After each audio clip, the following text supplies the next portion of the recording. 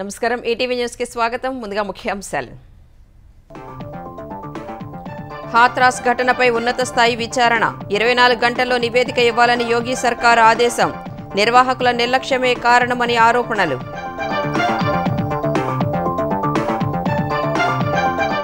నేడు హస్తినకు చంద్రబాబు రేపు ప్రధాని మోదీతో పాటు కేంద్ర మంత్రులతో సమావేశం ఏపీని ఆదుకోవాలని కోరే అవకాశం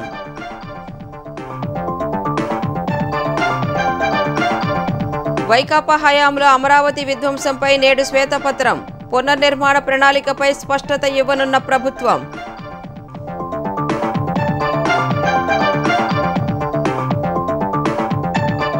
జిల్లాల్లో పర్యటించనున్న సీఎం రేవంత్ రెడ్డి త్వరలో షెడ్యూల్ విడుదల కలెక్టర్లు కార్యాలయాలకే పరిమితం కావద్దని హితవు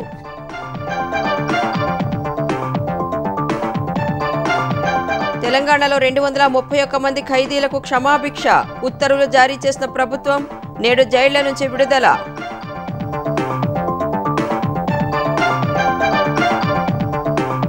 ఆగస్టులో నీట్ పీజీ ప్రవేశ పరీక్ష ఈ వారమే తేదీలు ప్రకటించనున్న ఎన్టీఏ పరీక్ష నిర్వహణపై వివిధ శాఖలతో హోంశాఖ సమీక్ష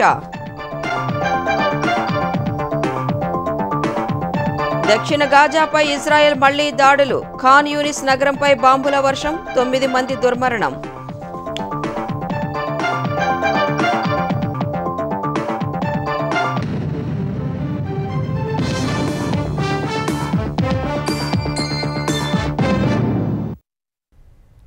ఉత్తరప్రదేశ్ హాత్రాలో జరిగిన తొక్కిసలాట ఘటనకు నిర్వాహకుల నిర్లక్ష్యమే కారణమని తెలుస్తోంది. వేలాదిగా తరలివచ్చిన భక్తుల సంఖ్యకు తగ్గట్టుగా ఏర్పాట్లు చేయకపోవడం వల్లే ఘోరం జరిగినట్లు ఆరోపణలు వినిపిస్తున్నాయి. ఈ ఘటనపై దర్యాప్తు బృందాన్ని ఏర్పాటు చేసిన యూపీ ప్రభుత్వం 24 గంటల్లో నివేదిక సమర్పించాలని ఆదేశించింది. మరోవైపు మృతదేహాల గుర్తింపు కార్యక్రమం కొనసాగుతున్నట్లు అధికారులు తెలిపారు. సత్సంగ్ నిర్వహించిన బోలే బాబా ఆచూకీ కోసం పోలీసులు గాలిస్తున్నారు.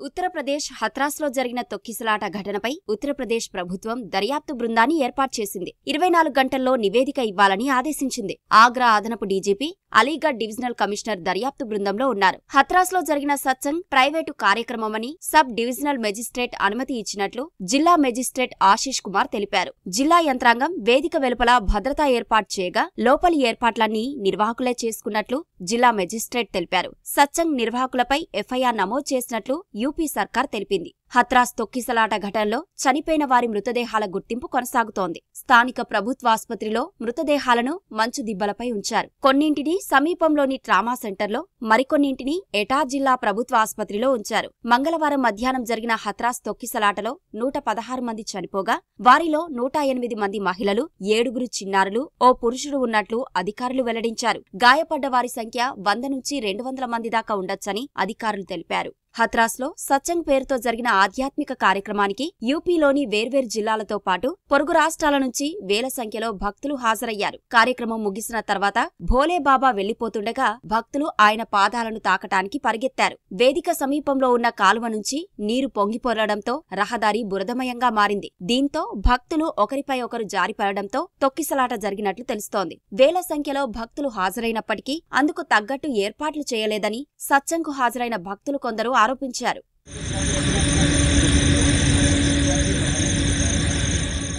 యూపీకి చెందిన నారాయణ్ సాకార్ హరి, సాకార్ విశ్వహరి అలియాస్ భోలే బాబాగా గుర్తింపు పొందారు. ఎటా జిల్లాకు చెందిన ఆయన 26 ఏళ్ల క్రితమే ఉద్యోగం వదిలి ఆధ్యాత్మిక బాట పట్టినట్లు ప్రచారం చేసుకున్నాడు. తనకు గురువు ఎవరూ లేరని, సమాజహితం కోసమే భక్తి మార్గం ఎంచుకున్నట్లు చెప్పుకునే భోలే బాబా అలీగఢ్, హత్రాస్ జిల్లాలో ప్రతి మంగళవారం సత్సంగ్ నిర్వహిస్తుంటారు. ఉత్తరప్రదేశ్, ఉత్తరాఖండ్, హర్యానా, రాజస్థాన్, ఢిల్లీతో పాటు దేశవ్యాప్తంగా భోలే బాబాకు లక్షల మంది అనుచరులు ఉన్నారు.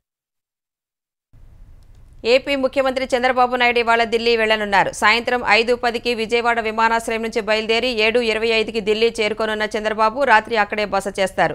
గురువారం ఉదయం ప్రధాని నరేంద్ర మోదీతో సమావేశం కానున్నారు. ఆ తర్వాత కేంద్ర మంత్రులు అమిత్ షా, నితిన్ గడ్కరీ, నిర్మలా సీతారామన్, జేపీ నడ్డా తదితరులను కలిసే అవకాశం ఉంది. సీఎంగా బాధ్యతలు చేపట్టిన తర్వాత చంద్రబాబు తొలిసారి హస్తిన వెళ్లనున్నారు. విభజన హామీల అమలు, పోలవరం ప్రాజెక్టుకు నిధులు, ఏపీ ప్రత్యేక ఆర్థిక సాయం, ఆహార శుద్ధి యూనిట్ల ఏర్పాటుకు సహకారం, పారిశ్రామిక పన్నుసుంక రాయితీలు, మౌలిక వసతుల కల్పన, ప్రాజెక్టుల మంజూరు వంటి అంశాల్లో సహకారం అందించాలని ప్రధాని మోదీ సహా కేంద్ర మంత్రులను కలిసి కోరనున్నారు. ఏపీ ఆర్థిక పరిస్థితిపై నివేదికలు సమర్పించనున్నట్లు సమాచారం. కేంద్రం త్వరలో ప్రవేశపెట్టనున్న బడ్జెట్లో ఏపీకి న్యాయం చేసేలా కేటాయింపులు చేయాలని చంద్రబాబు కోరే అవకాశం ఉంది. గత 5 ఏళ్లలో వైకాపా ప్రభుత్వం ఉద్దేశపూర్వకంగా చేసిన అమరావతి విధ్వంసంపై సీఎం చంద్రబాబు ఇవాళ శ్వేతపత్రం విడుదల చేయనున్నారు. 3 రాజధానుల నిర్ణయంతో గత ప్రభుత్వం అమరావతి నిర్మాణాన్ని నిలిపివేసింది. ఫలితంగా 9,000 కోట్ల వ్యయంతో చేసిన నిర్మాణాలు మధ్యలోనే నిలిచిపోయాయి. 2014-19 మధ్య అప్పటి ప్రభుత్వం నిర్మించిన సచివాలయం, హైకోర్టు మినహా మరే కార్యాలయం పూర్తి స్థాయిలో పనిచేయడం లేదు. ప్రత్యేకించి గవర్నమెంట్ సిటీలో చేపట్టిన నిర్మాణాలు సచివాలయం, హెచ్ఓడి టవర్లు, అసెంబ్లీ, రాజ్భవన్, సీఎం నివాసం, ఐఏఎస్, ఐపీఎస్, మంత్రులు, ఎమ్మెల్యేల నివాసాల నిర్మాణాలు నిలిచిపోయాయి.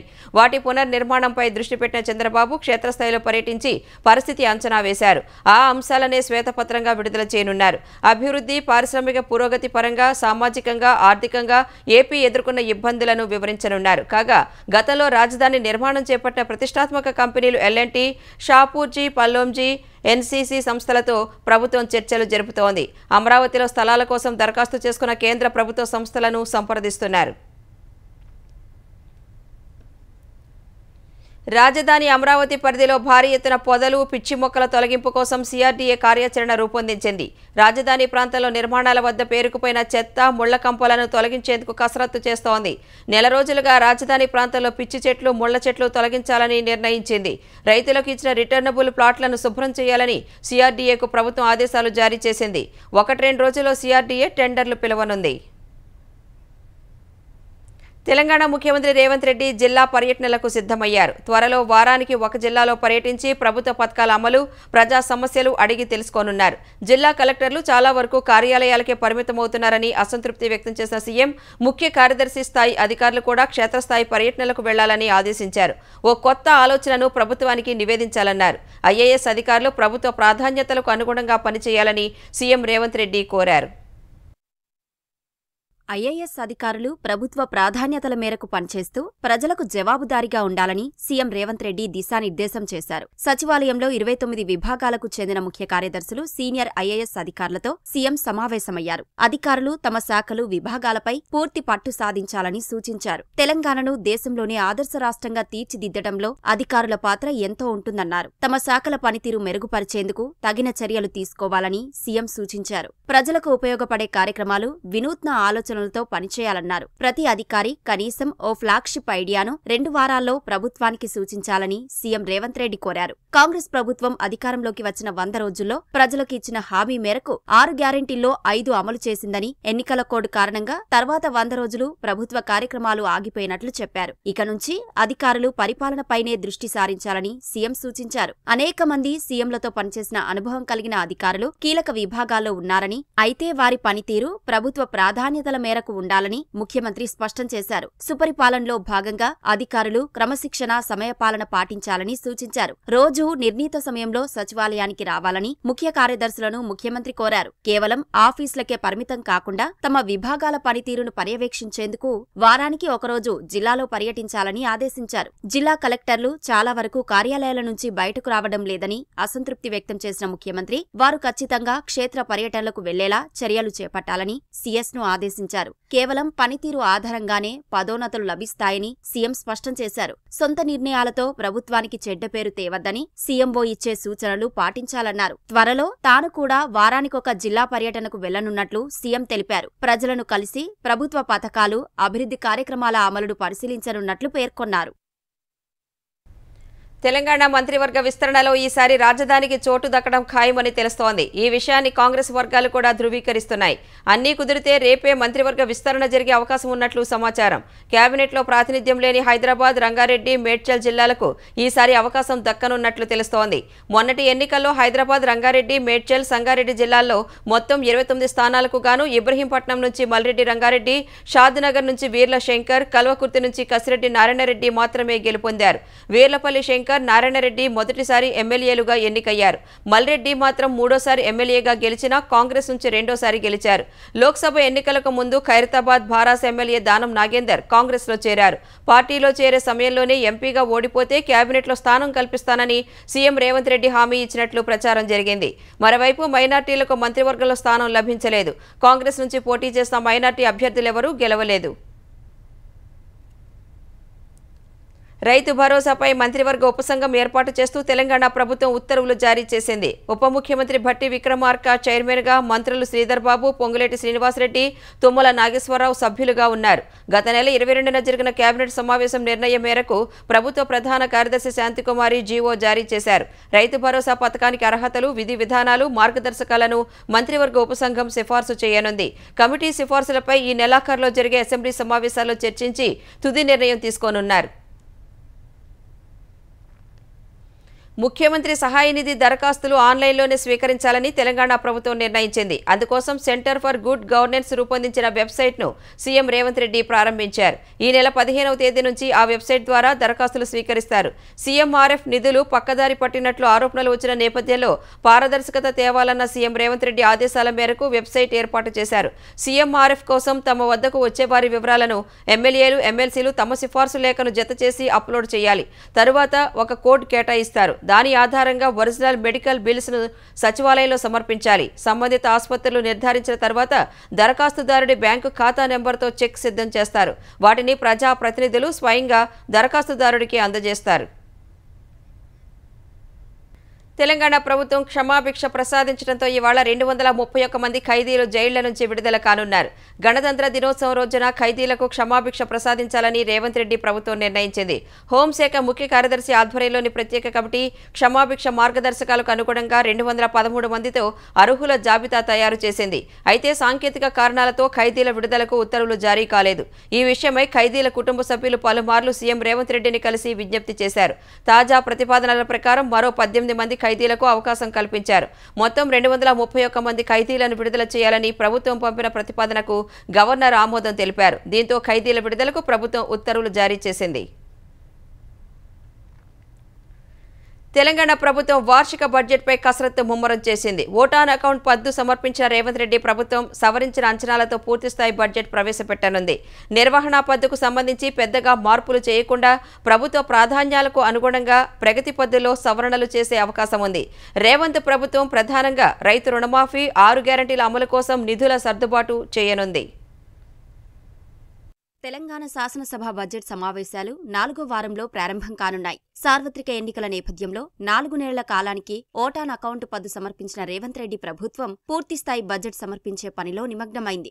ఈ నెలాఖరుతో తాత్కాలిక పద్దు గడువు ముగియనుండగా వార్షిక బడ్జెట్పై ప్రభుత్వం కసరత్తు ముమ్మరం చేసింది. ఆర్థిక శాఖ ఇప్పటికే అన్ని శాఖల నుంచి ప్రతిపాదనలు తీసుకోగా ఆర్థిక మంత్రి మల్లు భట్టి విక్రమార్క విభాగాల వారీగా సమీక్షలు నిర్వహిస్తున్నారు. ఓటాన్ అకౌంట్ సమయంలోనే బడ్జెట్పై పూర్తిస్థాయి కసరత్తు చేశారు. ఈ ఆర్థిక సంవత్సరానికి సంబంధించిన ఆదాయ వ్యయాలపై ఓ అంచనాకు వచ్చారు. బడ్జెట్లో నిర్వహణ పద్దు, ప్రగతి పద్దు ఉంటాయి. నిర్వహణ పద్దుకు సంబంధించి గతంలో ప్రవేశపెట్టిన బడ్జెట్కు త్వరలో సమర్పించే పద్దులో పెద్దగా మార్పులుండవు. ప్రభుత్వ కార్యక్రమాలు, పథకాల విషయమై ప్రగతి పద్దుకు సంబంధించి మాత్రమే ఆయా శాఖల నుంచి ప్రతిపాదనలు తీసుకొన్నారు. అది కూడా ప్రభుత్వ ప్రాధాన్యాలు, ఇచ్చిన హామీలు దృష్టిలో ఉంచుకొని అవసరమైన మార్పులు, చేర్పులు ప్రతిపాదించారు. కేంద్ర ప్రభుత్వం సమర్పించే వార్షిక బడ్జెట్తో రాష్ట్ర ప్రభుత్వానికి కొన్ని అంశాలపై స్పష్టత వస్తుంది. ఎఫ్ఆర్బీఎం పరిధిలోబడి తీసుకునే రుణాలకు సంబంధించి ఇప్పటికే స్పష్టత వచ్చింది. కేంద్ర ప్రభుత్వ ప్రాయోజిత పథకాలకు సంబంధించి కూడా పెద్దగా మార్పులు ఉండకపోవచ్చని సమాచారం. కేంద్రం నుంచి వచ్చే పన్నుల వాటాకు సంబంధించి కొంతవరకు అంచనాలు మారవచ్చని ప్రభుత్వం భావిస్తోంది. కేంద్రం ఈ నెల 22న పూర్తిస్థాయి బడ్జెట్ ప్రవేశపెట్టనుంది. అయితే రాష్ట్ర పద్దులో కాంగ్రెస్ ఇచ్చిన 6 గ్యారంటీలకు నిధులు కేటాయించడం కీలకం కానుంది. వాటిని దృష్టిలో పెట్టుకుని ఆయా శాఖల పద్దులపై ఓ అంచనాకు రానున్నారు. ఓటాన్ అకౌంట్ పద్దులో 6 గ్యారంటీలకు ఉజ్జాయింపుగా 53,196 కోట్లు ప్రతిపాదించారు. రైతు భరోసాకు 15,000 కోట్లు, పింఛన్లకు ఉద్దేశించిన చేయూత పథకానికి పథకానికి 14,800 కోట్లు, ఇందిరమ్మ ఇండ్లకు 7,740 కోట్లు కేటాయించారు. మహిళలకు నెల నెలా ఇచ్చే 2,500 రూపాయల ఆర్థిక సాయం అందించే మహాలక్ష్మి పథకానికి 7,230 కోట్లు ప్రతిపాదించారు. ఆర్టీసీ బస్సుల్లో మహిళల ఉచిత ప్రయాణం కోసం 4,084 కోట్లు, నెలకు 200 యూనిట్ల వరకు ఉచిత విద్యుత్ అందించే గృహజ్యోతి పథకానికి 2,418 కోట్లు ప్రతిపాదించారు. రాజీవ్ ఆరోగ్యశ్రీ పథకానికి 1,065 కోట్లు, 500 రూపాయలకే గ్యాస్ సిలిండర్ పథకానికి 723 కోట్లు కేటాయించారు. ఉద్యోగ నియామకాల కోసం 1000 కోట్లు, రైతు రుణమాఫీ కోసం 10,000 కోట్లు ప్రతిపాదించారు. రైతు భరోసా విధి విధానాల కోసం ఏర్పాటైన మంత్రివర్గ ఉపసంఘం సిఫార్సుల మేరకు అవసరమైన కేటాయింపులు చేయనున్నారు. మిగిలిన గ్యారంటీల అమలు, ఇటీవల ఇచ్చిన హామీలకు తగ్గట్లుగా పూర్తిస్థాయి బడ్జెట్ సిద్ధం కానుంది. యాదాద్రి భద్రాద్రి విద్యుత్ కేంద్రాల నిర్మాణం, ఛత్తీస్గఢ్ నుంచి విద్యుత్ కొనుగోలు అంశాలపై దర్యాప్తు కోసం ఏర్పాటు చేసిన హైకోర్టు విశ్రాంత న్యాయమూర్తి జస్టిస్ ఎల్ నరసింహారెడ్డి కమిషన్ గడువును ప్రభుత్వం పొడిగించినట్లు తెలుస్తోంది. జూలై 31 వరకు కమిషన్ గడువు పొడిగించినట్లు సమాచారం. ఏప్రిల్ 7న విచారణ ప్రారంభించిన కమిషన్ జూన్ 30లోగా నివేదిక ఇవ్వాల్సి ఉంది. విచారణ ఇంకా కీలక దశలోనే ఉండటంతో ప్రభుత్వం ఈ నిర్ణయం తీసుకుంది. ఇంధన శాఖ ముఖ్య కార్యదర్శితో పాటు జెన్కో అండ్ ట్రాన్స్కో సీఎండీగా పూర్తి అదనపు బాధ్యతలను చేపట్టిన రొనాల్డ్ రోస్ శాఖపై అధ్యయనం చేస్తున్న క్రమంలోనే కమిషన్ గడువు ముగిసిపోయింది. దీంతో కమిషన్ గడువును మరో నెల రోజులు పెంచుతూ ప్రభుత్వం నిర్ణయం తీసుకున్నట్లు సమాచారం. ఎక్కడైనా పర్యాటకులు వచ్చే ప్రాంతాల్లో స్టార్ హోటళ్లు కడతారు. కానీ మాజీ సీఎం జగన్ మాత్రం సందర్శకులు వెళ్లని పులివెందుల్లో స్టార్ హోటల్ కట్టించారు. ప్రైవేటు క్లబ్ హౌస్ను ఏపీ టీడీసీతో దాదాపు 13 కోట్లతో కొనుగోలు చేయించారు. మరో 23.50 కోట్లతో స్టార్ హోటల్గా మార్చేందుకు టెండర్లు పిలిచారు. ఇంతకీ ఆ ప్రైవేటు క్లబ్ హౌస్ ఎవరిదంటే వివేకా హత్య కేసులో నిందితుడు కడప ఎంపీ అవినాష్ రెడ్డికి బావ వరుసయ్యే విజయభాస్కర్ రెడ్డిది. మాజీ సీఎం జగన్ తన పరివారానికి ప్రజాధనాన్ని ఎలా దోచిపెట్టారో పులివెందుల స్టార్ హోటలే ఓ పెద్ద ఉదాహరణగా నిలుస్తోంది.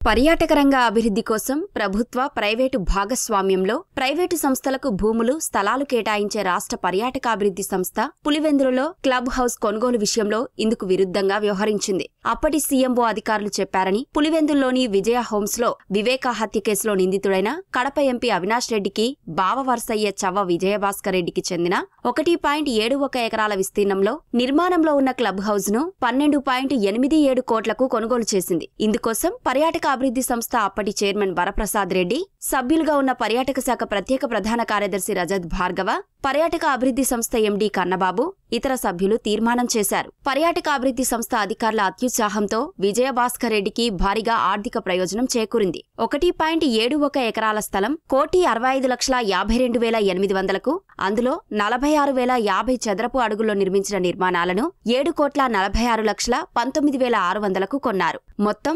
9,11,72,400పై సవరించిన విలువ కింద మరో 41.18% జతచేసి 12,87,17,100 చెల్లించారు. 2023 సెప్టెంబర్ 26న విజయవాడలోని పటమట సబ్ రిజిస్ట్రార్ కార్యాలయంలో దీని రిజిస్ట్రేషన్ జరిగింది. క్లబ్ హౌస్ ను 4 స్టార్ హోటల్ గా 23.50 కోట్లతో అభివృద్ధి చేసేందుకు పులివెందుల ప్రాంత అభివృద్ధి సంస్థ ద్వారా టెండర్లు పిలిచారు. 2023-24 బడ్జెట్ నుంచి నిధులు ఖర్చు చేసేందుకు తీర్మానం చేశారు. దీన్ని అభివృద్ధి చేసి తిరిగి పర్యాటక అభివృద్ధి సంస్థకు అప్పగించాలని నిర్ణయించారు. టెండర్ ఖరారు చేసిన పడా అధికారులు గుత్తేదారులకు పనులు అప్పగించారు. ఈలోగా ఎన్నికల నోటిఫికేషన్ వెలువడడంతో పనులు ప్రారంభించలేదు. కూటమి ప్రభుత్వం ఏర్పాటుతో కథ అడ్డం తిరిగింది. ఇప్పటివరకైతే పనుల నిర్వహణ కోసం పిలిచిన టెండర్లు రద్దు చేయలేదు. గత 5 ఏళ్లలో పర్యాటక రంగ అభివృద్ధికి వైకాపా ప్రభుత్వం చేసిందేమీ లేకపోగా జగన్ తన సొంత ప్రయోజనాల కోసం పర్యాటక అభివృద్ధి సంస్థను దివాలా తీయించారు. రిషికొండపై లక్షణంగా ఉన్న హోటల్, రెస్టారెంట్, సమావేశ మందిరం,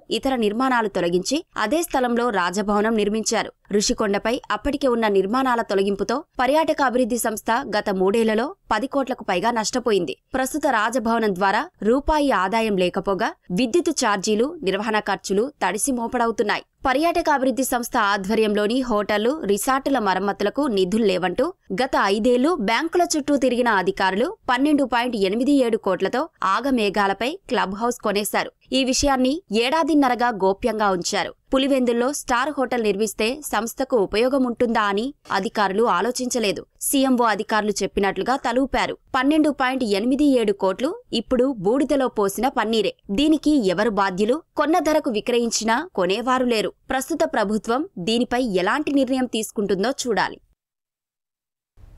మెగా డిఎస్సిని విమర్శలకు తావియ్యకుండా పారదర్శకంగా నిర్వహించాలని ఆంధ్రప్రదేశ్ విద్యాశాఖ మంత్రి నారా లోకేష్ ఆదేశించారు. టెట్ మెగా డిఎస్సి నిర్వహణపై విద్యాశాఖ ఉన్నతాధికారులతో జరిపిన సమీక్షలో ఈ మేరకు సూచించారు. టెట్ మెగా డిఎస్సి ఎప్పుడు నిర్వహించాలనే అంశాలపై అభ్యర్థులు, యువజన సంఘాల అభిప్రాయాలు తీసుకోవాలని సూచించారు.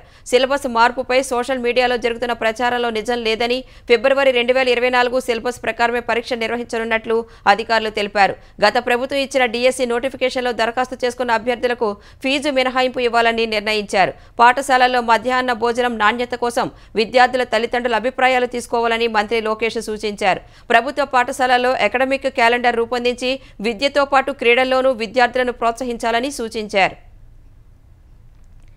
జల కాలుష్య అంశంపై సంబంధిత నియంత్రణ విభాగ అధికారుల తీరుపై డిప్యూటీ సీఎం పవన్ కళ్యాణ్ ఆగ్రహం వ్యక్తం చేశారు. కాకినాడలో కాలుష్య నియంత్రణ అధికారులతో సమీక్షా సమావేశం నిర్వహించారు. గురజనాపల్లిలో వీరభద్ర ఎక్స్పోర్ట్ సంస్థ కనీస శుద్ధి చేయకుండా వ్యర్థాలను జలాల్లోకి విడుదల చేస్తున్నా ఎందుకు చర్యలు చేపట్టలేదని పవన్ ప్రశ్నించారు. 24 గంటల్లో పూర్తి నివేదిక ఇవ్వాలని జిల్లా కాలుష్య నియంత్రణ మండలి అధికారులకు ఆదేశాలు జారీ చేశారు. వీరభద్ర ఎక్స్పోర్ట్ కంపెనీకి కాకినాడ మాజీ ఎమ్మెల్యే ద్వారంపూడి చంద్రశేఖర్ రెడ్డి సోదరుడు యజమాని కొనసాగుతున్న విషయం బయటపడింది. జనసేన ఎంపీలు వల్లభనేని బాలశౌరి, ఉదయ్ శ్రీనివాస్ ప్రధాని మోదీని కలిశారు.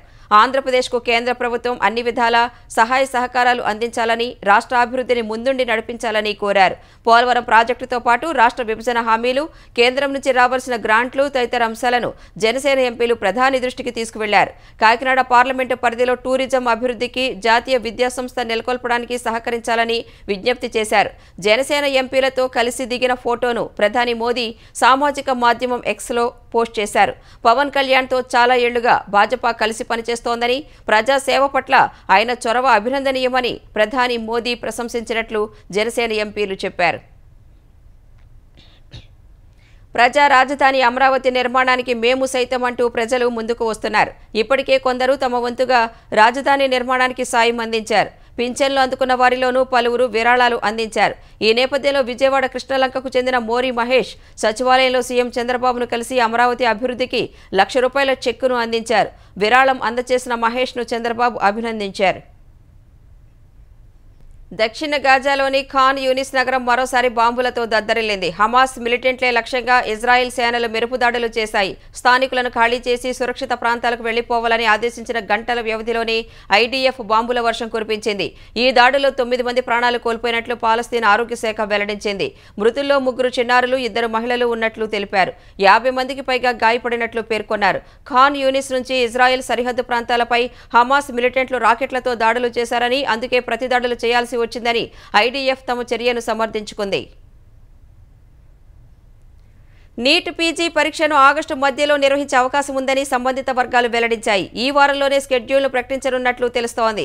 నీట్ ప్రశ్నాపత్రం లీకేజీ వ్యవహారంపై దేశవ్యాప్తంగా ఆందోళనలు కొనసాగుతున్న వేళ జూన్ 23న జరగాల్సిన నీట్ పీజీ పరీక్షను వాయిదా వేస్తున్నట్లు ఒకరోజు ముందు ప్రకటించారు. రివైజ్డ్ షెడ్యూల్ను ఈ నెల 2న ప్రకటించనున్నట్లు ప్రచారం జరిగింది. నీట్ పీజీ ఏర్పాట్లపై కేంద్ర హోంశాఖ సంబంధిత విభాగాల అధికారులతో చర్చలు జరిపింది. ఆన్లైన్లో నిర్వహించబోయే నీట్ పీజీ పరీక్షకు కేవలం 2 గంటల ముందు ప్రశ్నాపత్రాన్ని సిద్ధం చేసి కేంద్రాలకు పంపించాలని నిర్ణయించినట్లు సమాచారం. టీ20లో జగజ్జేతగా నిలిచిన భారత క్రికెట్ జట్టు నేడు స్వదేశానికి బయలుదేరనుంది. 4వ కేటగిరీ హరికేన్ బెరిల్ కారణంగా బార్బడోస్లో విమానాశ్రయం మూసివేయగా అక్కడే నిలిచిపోయిన భారత జట్టు ఇవాళ స్వదేశానికి బయలుదేరనుంది. హరికేన్ బెరిల్ గ్రెనెడాలోని క్యారియకో ద్వీపంపై తీరం దాటగా హరికేన్ ధాటికి ఆ ద్వీపం అతలాకుతలమైంది. ఇళ్ల పైకప్పులు ఎగిరిపోయాయి, పలు ఇళ్లు దెబ్బతిన్నాయి. బార్బడోస్లోని తీర ప్రాంతాల్లో మౌలిక సదుపాయాలు ధ్వంసమయ్యాయి. ఇది ఊహించి ముందుగానే అన్ని కార్యకలాపాలు నిలిపివేశారు. భారత క్రికెట్ జట్టు హిల్టన్ హోటల్లోనే ఉండిపోయింది. అక్కడి విమానాశ్రయాన్ని ఇవాల్టి నుంచి తెరిచే అవకాశం ఉండగా ఆ వెంటనే భారత జట్టు స్వదేశానికి బయలుదేరనుంది.